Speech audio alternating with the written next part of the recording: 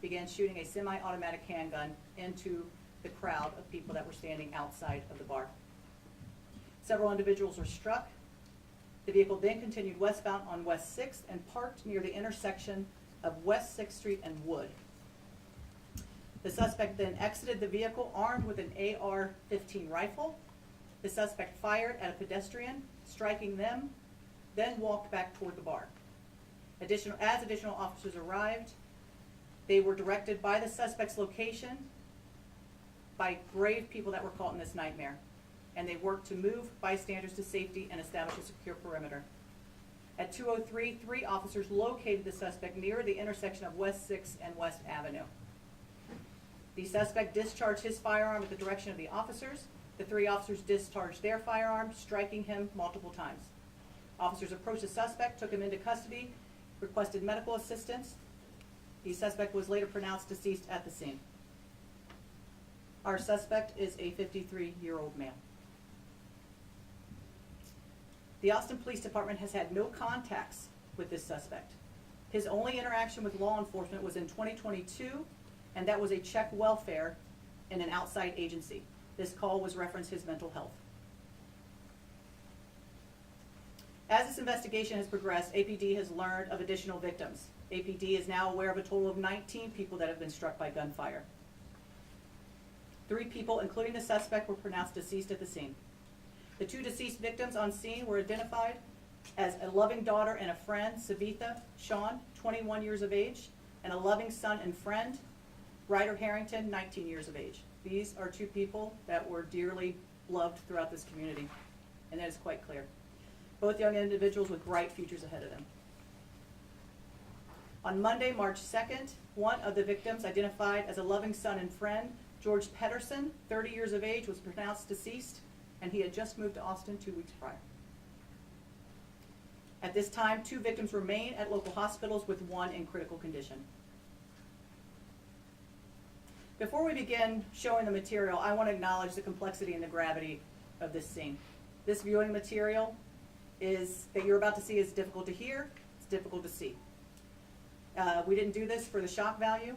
This is about being as transparent as we can, and believe me, we had to look through video that was appropriate to release to all of you. But it was important, again, to understand the events that led up to this officer-involved shooting. Any video showing the suspect firing his pistol into the crowd is too graphic to show, and we will not share that publicly. We will begin by listening to 2 911 calls, and as you can imagine, we received numerous calls, 911 calls, which were hard to listen to.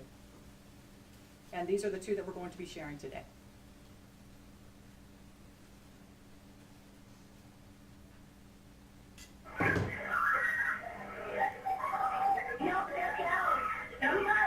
Hello, this is Austin 911. Can you please fire your gun? Hello? I know, there's nothing you can do. Go behind them. Hello, this is Austin 911. Turn out. Hello, this is Austin 911. Go and get down over there. It's not safe. Hello? You need to go that way and get down. Hello, this is Austin 911. There has been a shooting at Bluebirds on 6th Street. There are people dead over here. There have been multiple people shot in his house right now. This is our second call. By Buford on 6th Street, there was gunfire. The cops are here, but everybody... Is anybody with you? Yeah, nobody shot within me, but I heard like 6 gunshots from inside. Everybody ducked down on the bottom floor. Are you Sounded like it was from the... We're just right outside. We're hiding between cars. Okay. We're behind you, bro. Over there, You heard that come from inside? yeah, just cops running towards it.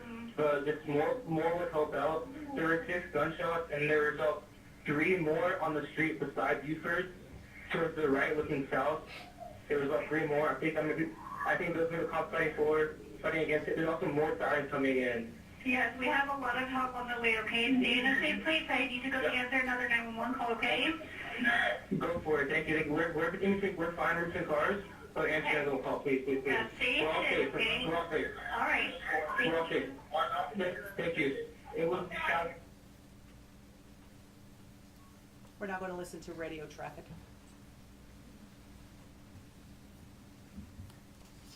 They're advising that the shooter vehicle is going to be a Chevy Tahoe. They are saying somebody was shot. George 301 going 23, units hold the air.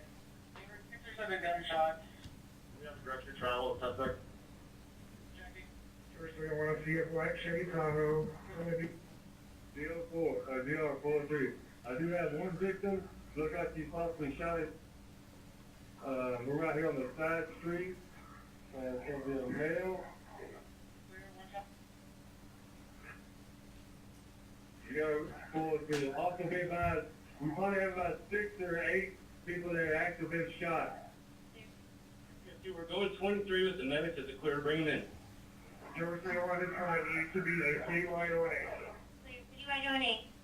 That's an officer, And his assistance. we're trying to get the officers we can get. We have a lot of people running out. We need to get the crime scene as soon as we can. Clear, citywide O&A has been started. And unknown on where the suspect went, all we have is a white SUV. 505, I'll be in for that. RTS 1 is 23. 79, I'm in command. RTS 2, I have command. We're inside here first. We have at least one victim in contingent contact. Responding units, we need you guys to clear 6th Street. We need EMS to have a route of ingress. George 505, XP is going to be 6 in Rio, 6 in Rio. Right, 302 to responding units, I cannot stress this enough. You guys need to keep 6th Street clear. Shut it down if you have to. Here, George, just let y'all know you pretty much got the city coming to you. Do you want them to stage at the main and dispatch from there? What do you guys need? 709, there are additional shots being fired. Clear, additional shots being fired. 302, that was to the west, that was to the west. Those shots were on the, on West Avenue. 302, the thing is at AR-15, AR-15 to the west. 6th Street. 5th Street.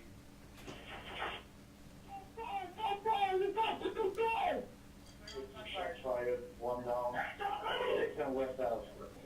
Not near, lights what's up, lights come okay. Move to now, on the street, and back.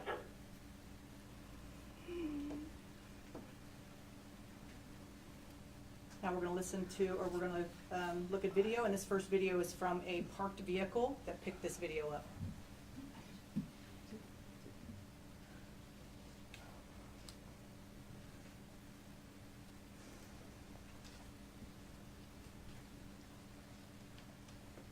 You can see our suspect come into frame. He has the AR in his hand.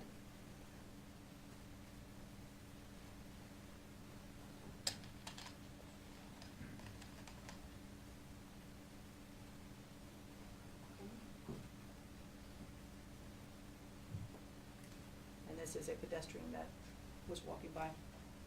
Second video is our halo surveillance. That is our high activity location observation. And this is throughout downtown, at least that 6th Street area. We were able to capture this. And the red circle there is going to be, this is after he parked the vehicle and as he's walking eastbound on 6th Street toward the officers. This is what that's going to show.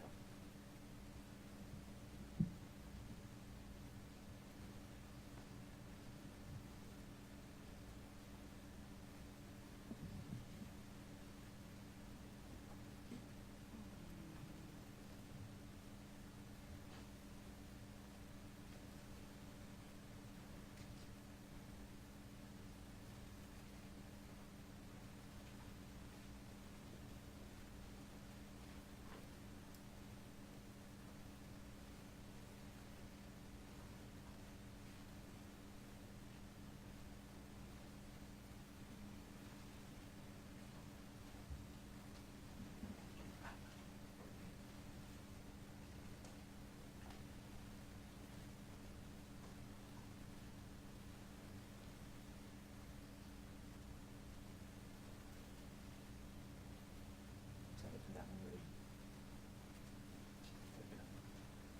Interact here.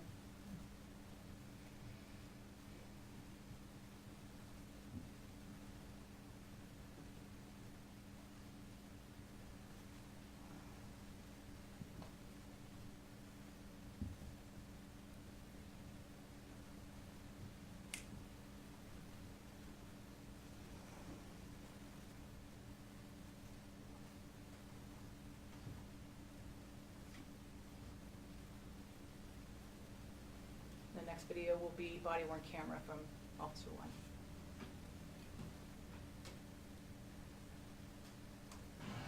That was more gunshots.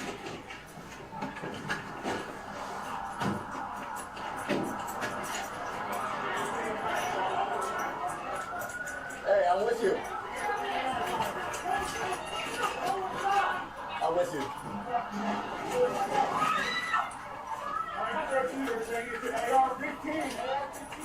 Down! Everybody down!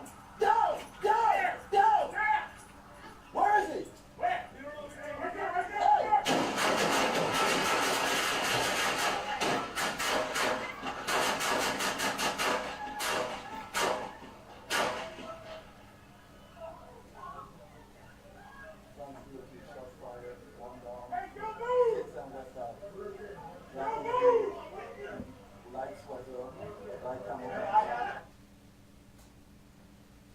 Next video is from Officer 2's body worn camera. This was an officer that was on West Street. I'm on the ground! Where is it? Where is it? Over there, over there, over there, over there, over there. He's on 6th Street. Where is it? Where is it? Who shot?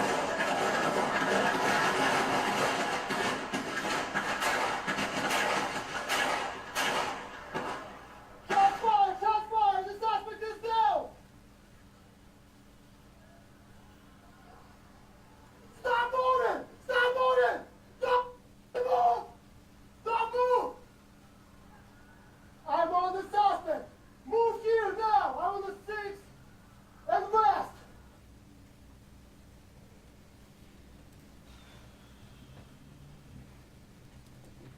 This concludes the materials that we're going to be showing you today. I want to again recognize the bravery of our officers. You saw that firsthand as they ran into danger to stop this. It is quite clear that they saved multiple lives. And also to the people, the brave people that were around, giving direction on where this guy was. Everybody was looking to identify him and to stop this threat. So I want to thank, again, the officers that engaged him, the officers that responded, that started putting tourniquets and rendering first aid immediately to victims. As you can see, this was a chaotic scene that was overwhelming for many, and it's overwhelming to watch it. I walk into our PIO office and people are in tears and they're listening to these things, and it is hard and it's challenging. This devastation just doesn't affect the community, and my goodness, I don't think any of us can imagine what these families are going through right now, the suffering that they are dealing with, but our hearts are with them. I want to thank the mayor. Thank you for your leadership, city management team, just fantastic, giving us all the resources that we need.